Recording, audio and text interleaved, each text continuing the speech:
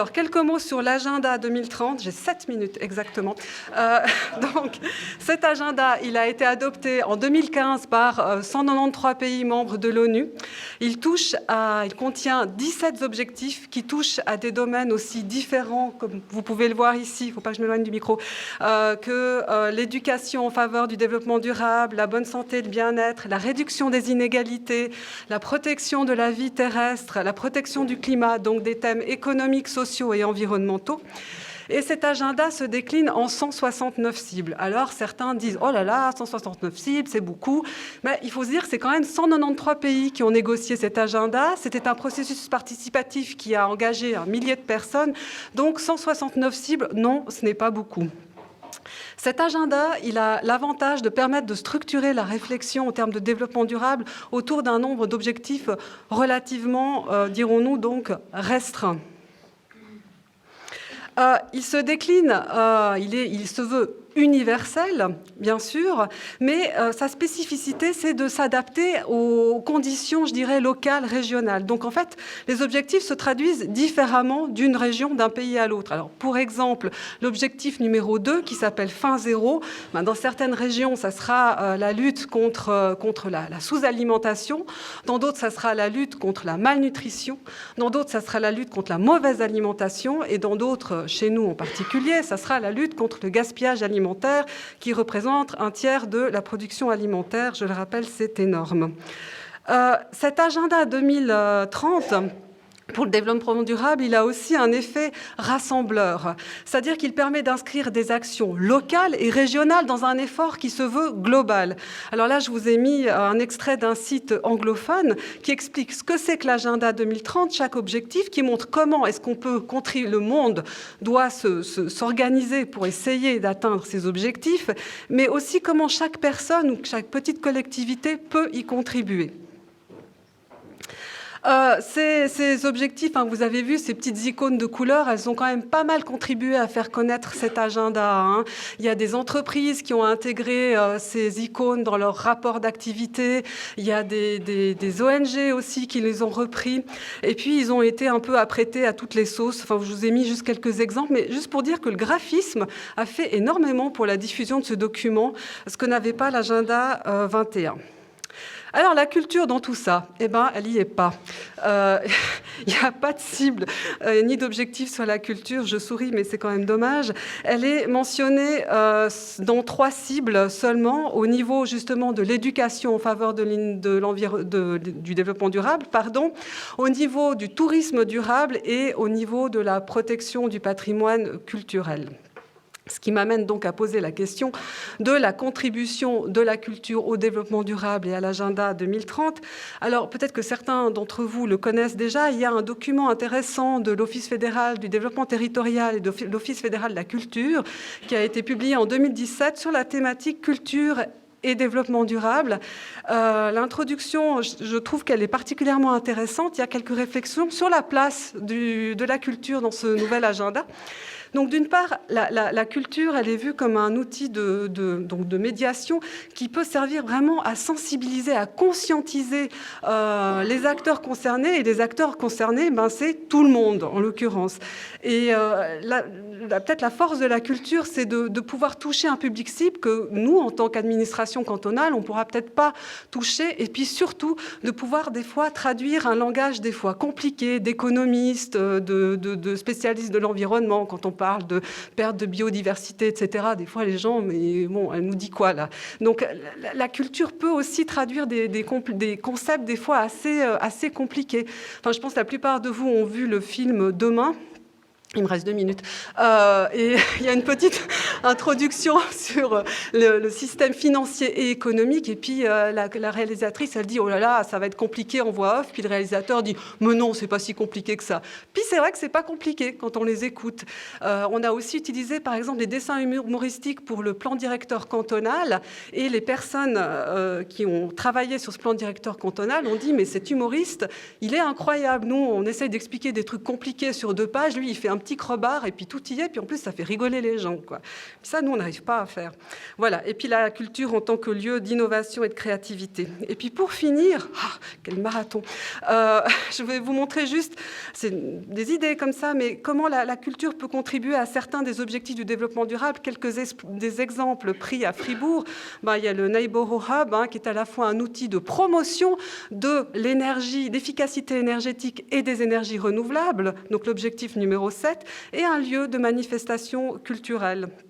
Vous avez des expositions comme Papa en Suisse, qui a lieu en ce moment à la Haute École de Travail Social, qui est aussi l'occasion d'organiser une table ronde sur le partage des tâches domestiques.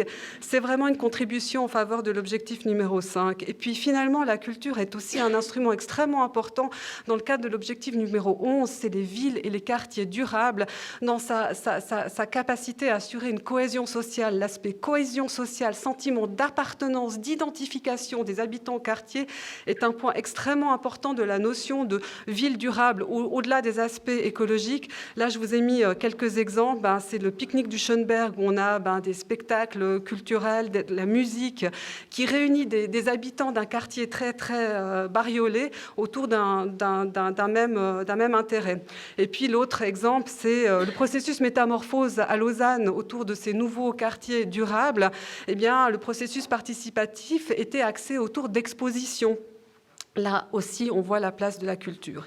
Et pour conclure, il y a un guide en anglais qui a été dicté par l'Union des villes et des gouvernements locaux et qui explique quelles peuvent être les contributions de la culture à l'agenda 2030. Donc, c'est par objectif de développement durable. Je vous ai mis un exemple à droite avec quelques bons exemples.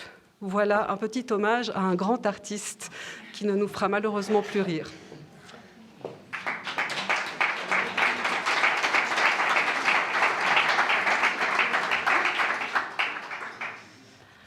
Voilà, alors moi je vais essayer d'être rapide aussi et concise. Donc bonjour à tous, merci en fait d'être venus aujourd'hui. Et puis je représente en fait la ville de Fribourg, spécialement le service du génie civil de l'énergie et de l'environnement et le secteur énergie et développement durable. Donc j'aimerais rebondir sur la présentation de ma collègue sur les ODD 2030. Parce qu'en effet, la ville de Fribourg a dessiné l'an dernier les contours de sa nouvelle stratégie à l'horizon 2030.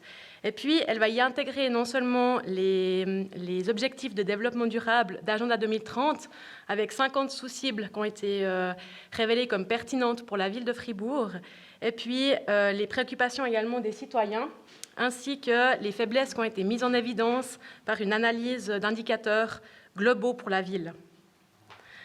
Donc, la nouvelle stratégie, elle propose de considérer la ville plutôt comme un écosystème, en considérant les intrants comme les ressources, les biens de consommation, ce qui définit la qualité de vie de la ville, l'habitat construit en général, et les sortants, donc les services produits, le rayonnement, l'image positive de la ville de Fribourg qu'elle peut donner, et puis d'autres éléments qui sont un petit peu moins positifs, comme la production de déchets. Et puis dans ce cadre-là, la culture, elle fait partie intégrante de cet écosystème, puisque les artistes, ils peuvent vraiment promouvoir le développement durable au sein des citoyens, souvent en passant par des leçons émotionnelles, en n'imposant jamais de vrais faits directionnels, mais qui peuvent cependant en fait avoir une grande importance. Et puis l'art, la culture sont vraiment des éléments qui généralement sont là pour être partagés, pour échanger, et puis en cela, ils peuvent vraiment toucher un public, comme disait ma collègue, avec lesquels on n'arrive pas forcément à rentrer en contact, et puis ils sont, eux, en contact avec des scènes diverses et puis des acteurs privilégiés. Donc c'est vraiment un outil pour faire intégrer les objectifs de développement durable. Mais elle est aussi un élément dans lequel la durabilité peut s'inscrire. Donc, en tant que ville, on recherche à offrir un cadre qui garantit la durabilité à plusieurs niveaux. Donc là, on a séparé en 3 niveaux, au niveau du territoire, au niveau des projets et manifestations ou au niveau des associations et des acteurs. Et puis, je ne suis pas spécialiste de la culture, en fait, et de sa diversité, mais je suis spécialisée en biodiversité. Et puis, j'aimerais faire un petit parallèle aujourd'hui avec ça, parce qu'en tant qu'écologiste, nous cherchons toujours à maintenir un paysage qui est composé d'une mosaïque, qui est connectée et mise en réseau. Et puis ce qu'on ne veut pas, en fait, c'est d'avoir un paysage qui devient homogène, qui n'est plus connecté, où justement il y a trop de masse ou trop de même masse. Et donc pour moi, la culture, elle devrait suivre ce même modèle au niveau d'un territoire, en intégrant finalement des éléments composés, par exemple, d'un aspect musical ou d'art visuel, et qui doivent, pour bien fonctionner, être connectés et puis être inclus dans un système qui doit être dynamique, viable et soutenable. Et dans l'évolution du paysage, ce qu'on veut aussi, c'est qu'on veut laisser la place aux opportunités, à l'innovation, à la création, et puis en fait qu'elle puisse facilement s'y intégrer. Et on veut aussi qu'elle soit flexible pour que les éléments qui constituent cette mosaïque puissent être exportés ensuite et rayonner plus loin ou s'agrandir. Alors voilà, du point de vue du territoire, pour être durable, l'évolution du paysage culturel doit être co-construite par les différents acteurs. L'offre, elle doit être diverse, connectée, permettre un rayonnement, inclure l'innovation et la création, et puis également veiller à la temporalité, à une continuité logique en fait, de ce paysage. J'aimerais passer maintenant à l'intégration, enfin aux réflexions qu'on porte sur l'intégration, sur la durabilité des projets et au niveau des associations. Et j'aimerais passer, en fait, vous présenter quelque chose que peut-être certains d'entre vous connaissent déjà, les instruments qui sont comme la boussole, qui en fait a l'avantage d'orienter sans restreindre, mais qui a le désavantage actuellement de ne pas intégrer les ODD 2030 comme ils sont présentés actuellement, et puis qui a aussi comme désavantage de scinder les thématiques sociales, environnementales et économiques, alors que nous, on est plutôt à vouloir justement essayer de trouver une uniformité et puis de rassembler ces paramètres. Donc à ce propos, on a décliné les ODD afin de fournir un outil à co-construire avec les associations, qui sera en test dès le début de cette année, dans quelques associations locales. Et puis, d'une part, l'objectif, c'est d'avoir un outil pour l'évaluation des projets et des manifestations. Donc récemment, il y a plusieurs outils qui ont émergé un petit peu partout, que ce soit dans le canton de Vaud, dans la ville d'Yverdon. Et la ville de Fribourg ne souhaite pas réinventer la roue dans cet aspect-là. Mais ce qu'on aimerait, c'est vraiment d'avoir un outil adéquat avec notre territoire et avec une applicabilité qui soit large, qui intègre des critères qui visent toutes les structures pour rendre plus soutenables les événements. Et puis d'autre part, l'objectif est que la ville puisse aussi se situer dans l'accompagnement des projets qui sont présentés à l'administration ou également pour l'octroiement des possibles soutiens afin que ce soutien ou cet accompagnement soit fait de manière transparente.